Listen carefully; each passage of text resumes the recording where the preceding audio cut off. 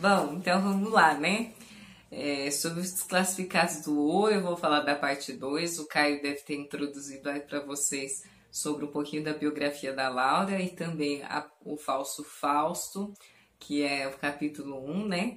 E agora eu vou para o capítulo 2. É interessante a maneira que a Laura coloca o capítulo 2, porque o capítulo 2 ela vai falar sobre o processo de desclassificação social no Ocidente, né? O desenvolvimento dessa categoria de desclassificado.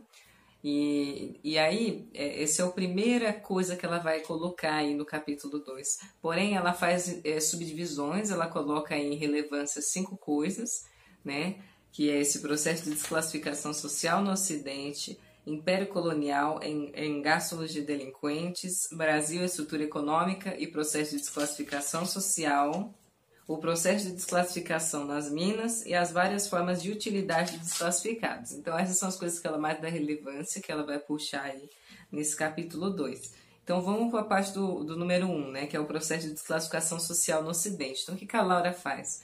Ela começa a procurar da onde que começa a suscitar essa questão do desclassificado, né? Então ela começa a observar lá na Idade Média, que teve a guerra, essas grandes intempéries climáticas, as doenças e tudo mais, que determinaram, né? Que determinaram essas coisas conjunturais na Alta Idade Média, e foi extremamente importante para tornar compreensível o processo de desclassificação dessas populações, né? Então ela coloca aí que a Idade Média é um período muito elucidativo para quem estuda a marginalidade, pois foi nesse momento, né, que começou a se desenvolver e que se verifica as grandes transformações que marcaram a concepção moderna da pobreza. Então ela começa a buscar lá no que ela diz, lá na Idade Média, ela vai verificar, ela vai adentrar nisso e vai observar que durante séculos o pobre, ele havia sido aquele pobre de Cristo, o coitadinho, que tinha todo um respaldo aí das igrejas e da população em geral, né? E porque ele merecia ajuda, da qual a população e as vilas todas conviviam de maneira tranquila, sem escândalo algum com isso, né? Então, para eles, para esses pobres e tudo mais, os mosteiros abriam suas portas e distribuíam os grãos, o pão, aquela coisa do pão de Cristo e tudo mais, né? E aí começou esse processo de grande convulsão, né, com urbanização, transformação, né, da economia monetária, na estrutura da propriedade rural durante o século XII. E aí que começa essa grande virada estrutural, né? Então, antes ali, então teve até essa reformulação de teses até da igreja, né? Que antes o pobre ele recebia todo esse acalanto e ele era o mais próximo aí da condição de Jesus Cristo, né? Que é a pobreza, então, entre aspas, pode ser até considerado um devoto. E aí com essa alteração econômica, começa a mudar a percepção sobre o pobre, né? O pobre ele não passa mais a ser visto como esse devoto, entre muitas aspas aí a grosso modo, como mais próximo de Cristo, mas sim como um grande estorvo social, né? Então ela começa, quando isso começa a se desenvolver e por quê? Então ela começa a dizer que conforme avançava o processo de dissolução das relações servis e de acumulação primitiva, aumentava os contingentes dessa nova camada social, cuja característica mais importante era a pauperização crescente. Isso é uma citação dela. Então é exatamente isso, né? Então o processo de dissolução das relações servis, lá do feudo, enfim, as terras comunais e todo aquele processo ali do feudalismo, e começar essa questão da acumulação primitiva de capital, que é a expropriação, secamento de terra, todo esse processo assim, ela começa a verificar que aumentou esse contingente dessa nova camada social, que são os desclassificados, né? Então isso ela vai dar uma pincelada nesse primeiro subtítulo que ela dá no capítulo 2, que é a parte 1 aí, que ela começa a verificar da onde que suscita o desclassificado social. Por quê? Que contexto? Tá? E aí tem mais outra coisa que ela coloca, que é o número 2, que é o Império Colonial em ergástulos de delinquentes. Né? Então ela começa a dizer sobre esse processo das conquistas marítimas e ela diz que tiveram um papel muito importante na absorção desses vagabundos e mendigos da metrópole, né? e que eram muitas vezes recrutados à força para fazerem serviço militar nas possessões além-mar, ou seja, África, Brasil e esse processo todo, né? Então, os patifes e homens vadios, sem ofício nem senhor com que viviam, eles eram presos e embarcados para o Brasil. E tem até um momento que ela diz assim que de 6 em 6 meses acontecia um catado geral ali em Portugal para verificar quais os vagabundos, delinquentes e marginais que eles iriam remeter para as possessões além-mar deles, né? Então havia aí um processo de higienização ali, só que era trazido para cá, né? Enfim. E aí ela dá a grosso modo, ela diz bastante isso aí nesse segundo momento, nesse segundo subtítulo. E aí ela vai para o 3, que é Brasil, estrutura econômica e processo de desclassificação social, né? E ela vai dizer sobre o processo de pauperização crescente que atingiu em cheio a Europa, sobretudo a partir do século XIV. Então ela começa a verificar esse processo de pauperização ali no século XIV na Europa, e ela coloca o Brasil, né, colônia da época mercantilista. O objetivo máximo aqui no Brasil era dar lucros à metrópole e nela propulsionar a acumulação de capital através do exclusivo comércio e do tráfico negreiro, constituído em retaguarda econômica da metrópole e lhe garantindo a autonomia. Então, a adoção do trabalho escravo se deveu, nesse contexto, à necessidade de maximizar os lucros através da superexploração, né? Então, é aquela coisa, os baluartes e toda aquela estrutura que é bastante discutida em tanto momento do nosso processo, né? Que é a exploração colonial, ela se apoia desde o início na grande propriedade agrícola de cunho comercial e no escravismo, né? Então, esses são os grandes pilares aí que sustentam essa exploração colonial aqui, né? E aí ela parte dessa análise da estrutura econômica da colônia e aí ela constata algumas coisas, algumas condições que são favoráveis à proliferação dos desclassificados. Aí ela coloca que, nas suas linhas gerais, tratava-se de uma colônia de exploração voltada para a produção de gêneros tropicais, cuja comercialização favorecesse ao máximo a acumulação de capital nos centros hegemônicos europeus. Uma economia de bases tão frágeis, tão precárias, centrada na grande propriedade agrícola e na exploração em larga escala, estava fadada a arrastar consigo um grande número de indivíduos constantemente afetados pelas flutuações e incertezas do mercado internacional. Ao mesmo tempo, impedia que aos desprovidos de cabedal tivessem acesso às fontes geradas de riqueza, né? Então, aquele processo, né? A gente estava sempre... Aqui é um processo de expropriação, exploração extrema, para que gere essa acumulação forte nos centros europeus, assim. Quando diz de acumulação primitiva de capital, tem sempre uma palavra que ela vem junta, que é expropriação e exploração, né? Só que o processo de exploração e acumulação, ele se dá de formas muito diferentes acima da linha abissal, né? Essa coisa da linha abissal que divide essa mentalidade eurocêntrica dos outros povos aí, latino-americanos, africanos e tudo mais, que são esses povos explorados aí, né? A camada Então ela começa a dizer, ao contrário dos senhores, dos escravos, essa camada ela não possui uma estrutura social, né, configurada, então ela é caracterizada pela fluidez, pela estabilidade, pelo trabalho esporádico, incerto e aleatório, né? Enfim. E aí ela coloca diferenças básicas entre a concepção de desclassificados na Europa pré-capitalista e no Brasil colonial. Então, quais são, né? Lá na Europa, ainda a adaptação a formas sistemáticas de exploração do trabalho pode ser explicada pelo nascimento da sociedade capitalista que desestruturou o trabalho de caráter coletivo dos servos feudais, né? Então, tinha aquela coisa coletivista ali, né, do feudo, e que tinha uma questão de terras comunais, de certa forma, eles tinham uma maior autonomia sobre essa relação de subsistência e tudo mais, e começou a rolar esse processo de transmutação, enfim, das relações de produção e tudo mais, né? E aqui no Brasil são o escravismo e a necessidade de superexploração, os principais responsáveis pelo aviltamento do trabalho. Aviltamento esse que torna impossível a compreensão e a persistência das formas primitivas, comunitárias e assistemáticas de trabalho, como foram a africana e a indígena. Nas metrópoles e nas colônias, é o momento de gestação do capitalismo.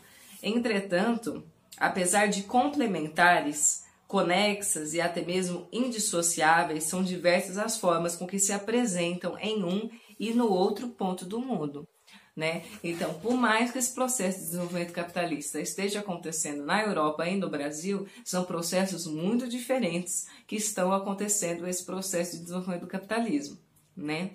Inclusive tem um livro do Boaventura, chama O Fim do Império Cognitivo, que ele coloca muito isso. Enfim, esse livro do Boaventura, a grosso modo, vou dizer assim, para adentrar mais nisso que eu citei sobre a linha abissal, o Boaventura é o sociólogo que ele vai falar sobre as linhas abissais, né? A muito grosso modo, toda a linha abissal é uma linha que divide a humanidade da subhumanidade. Como assim? Então, lá na Europa, né, no norte, é a humanidade. E aí no sul é as sub-humanidades, né? E como a sub-humanidade, porque vamos falar sobre direitos humanos. Então lá, como eles são considerados humanos, eles são considerados humanidades, faz sentido falar sobre direitos dos humanos lá. Agora, como nós somos considerados sub-humanidades, não faz sentido falar sobre direitos humanos aqui, porque somos considerados sub-humanos a partir do ponto de vista desse colonizador, né? Desse colonizador, desse europeu, de tudo mais, né? Enfim. E aí, voltando a esse raciocínio aí do item 2 que ela coloca, ela vai começar a desenvolver especificamente o elemento do vadio, a questão do vadio, né? Então, o vadio aqui é o indivíduo que não se insere nos padrões de trabalho ditados na obtenção de lucros imediatos e designação, podendo abarcar uma enorme gama de indivíduos e atividades esporádicas, o que dificulta muito uma definição objetiva da categoria social dos vadios. Bom, quando fala sobre atividades esporádicas e tudo mais, de certa forma na minha cabeça vem essa questão da pessoa que vive de bico, né? Então essa pessoa que não tem obtenção de lucro imediato e tudo mais, né? E é uma atividade esporádica e que vai dificultar ainda onde você cataloga ele socialmente ali. Então ela começa a classificar o vadio por aí. E aí ela diz que o elemento vomitado, ele é um elemento vomitado por um sistema, né, que criava ele e ao mesmo tempo deixava ele sem razão de ser. O vadio poderia se tornar um pequeno proprietário que não conseguia se manter à sombra do senhor de engenho, o artesão que não encontrava o meio propício para o exercício de sua profissão, o mulato que não desejava mourejar ao lado do negro, pois não queria ser confundido com ele, que não tinha condições de ingressar no mundo dos brancos.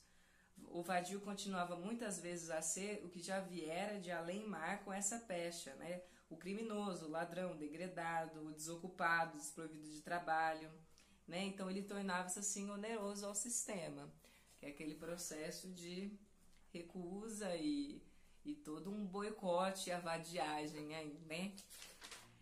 E aí, encerrando esse subtítulo, esse item 3 que ela coloca, vem o 4, que ela traz o processo de desclassificação nas minas, né? Como que acontece lá em Minas Gerais o processo de desclassificação. Então ela já começa dizendo que a mineração, ela se estabelece sob um signo intenso de pobreza e conturbação social, marcando sobretudo um grande afluxo de gente que acudiu ao apelo do ouro e cuja composição social se apresenta bastante heterogênea, né? Mais do que em qualquer outro ponto da colônia, foi grande em Minas, né, a estabilidade social, essa itinerância, o imediatismo, o caráter provisório assumido pelos empreendimentos. E é aquela coisa, então vem uma grande proporção de pessoas ali para Minas, nessa questão do ouro e tudo mais, e essas pessoas, elas estão ali, né, de forma, não sei se esse é um adjetivo correto, aventureira, se embarcando nisso daí, com o que tem no bolso, para ver se consegue enriquecer de alguma forma, né, vindo de Portugal e tudo mais. Então começa a gerar aí um afluxo de gente muito grande e dessas pessoas que são desclassificadas, né? Porque logo o que não se encaixa naquelas relações tradicionais, que sai disso, é essa pessoa de desclassificação social. E, enfim, a pincelei esse quarto aí. E aí, parte 5 aí que ela coloca, que ela traz do capítulo 2, é as várias formas de utilidade dos desclassificados. Ela encerra o capítulo 2 falando sobre isso. Então, como assim? Então, lá o governo de Minas Gerais, né, o governo da Capitania de Minas Gerais, 1780 e tudo mais, ele começa a visualizar essas pessoas, esses classificados sociais, não como oneroso. Eles começam a visualizar que não, isso daí pode ser algo útil em vários aspectos aqui. Nós podemos se aproveitar dessa mão de obra. E aí que sai lá, Instrução para o Governo da Capitania de Minas Gerais, 1780. Nela, o magistrado se estende sobre os vadios, origem e causa de toda espécie de desordens e adota uma posição extremamente peculiar em face do problema que representam, né? Eles dão utilidade aos vadios, né? Enfim, a ideia de inutilidade que se reveste a categoria social dos vadios aparece assim como característica da conscientização coletiva de um momento histórico, o do surgimento do capitalismo. Então é aquele processo que ela traz lá no começo, anterior ao surgimento do capitalismo, a tá transmutando essas relações de produção, né, nessa transição do feudalismo para o capitalismo. Ali, anterior a isso, não existia essa categoria do vadio, não existia essa classificação sobre essa percepção do vadio de algo pejorativo. E sim, tinha todo aquele tato do vadio, né? Aquela coisa de respaldo da população, da igreja, sobre esses pobres, né? E aí, a partir do momento dessa transmutação aí da mão de obra, né, do desenvolvimento do capitalismo, começa essa outra percepção sobre o vadio, né? Que é aquela coisa de o trabalho enobrece o homem e tudo mais, e logo o vadio não faz isso, e ele é considerado esse vagabundo, enfim, e ele tá fora desse contato virtuoso, né? Desse contato virtuoso, até espiritual, sei lá quais mais adjetivos a gente pode colocar nisso tudo. Enfim, aí tinha várias eram as alternativas para a utilização da mão de obra dos desclassificados, né? Então, quais eram essas alternativas que eles utilizavam essa mão de obra aí dos desclassificados? Constituição dos corpos que se aventuravam pelo sertão em entradas, a guarda, defesa e manutenção dos presídios, o trabalho nas obras públicas e na lavoura de subsistência, a formação de corpos de guarda e polícias privadas, a composição de corpos de milícia e de outros recrutados esporadicamente para fins diversos, a abertura e povoamento de novas áreas, as fronteiras, né? E aí, a partir do momento que ela coloca isso, ela vai especificar cada uma dessas coisas, cada uma dessas alternativas de utilização dessa mão de obra dos desclassificados. Então, ela vai adentrar mais especificamente sobre esse processo das estradas, né? Sobre os presídios, obras públicas, polícia privada, fronteiras de expansão territorial, milícias e corpos militares. Então, ela vai a se aprofundar em cada uma dessas coisas aí que utilizaram a mão de obra dos desclassificados, o porquê, para quê e quando e qual foi a sacada de por que colocar eles lá. E assim ela vai encerrar esse capítulo, o capítulo 2, e é muito interessante isso que ela traz, que a gente começar a verificar quando que isso começa a se desenvolver, essa percepção do vadio com esse peso pejorativo, quando, por quê, né? Então ela vai fazer essa associação de acumulação primitiva do capital, desenvolvimento, transmutação de mão de obra, né, de produção, de relações de produção e tudo mais, e o desenvolvimento do capitalismo que vem abarcando tudo isso daí. Mas também ela não coloca muito uma questão religiosa, que há também, por motivos de estar desenvolvendo esse capitalismo, está se refutando várias teses aí, né, que é aquela coisa da ética protestante, espírito do capitalismo, né, o calvinismo e aquela coisa toda está acontecendo. E aí, por esse processo de reformular essas teses, também surge um efeito de que o pobre não é mais coitadinho e que da qual a gente tem que dar grãos e pão, né? E não, o pobre ele não é mais esse sujeito, passa a ter um caráter pejorativo sobre a pobreza, né? E, enfim, esse aí é o capítulo 2. Agora a Ana vai prosseguir aí pelo capítulo 3. E é isso aí, gente. Até mais.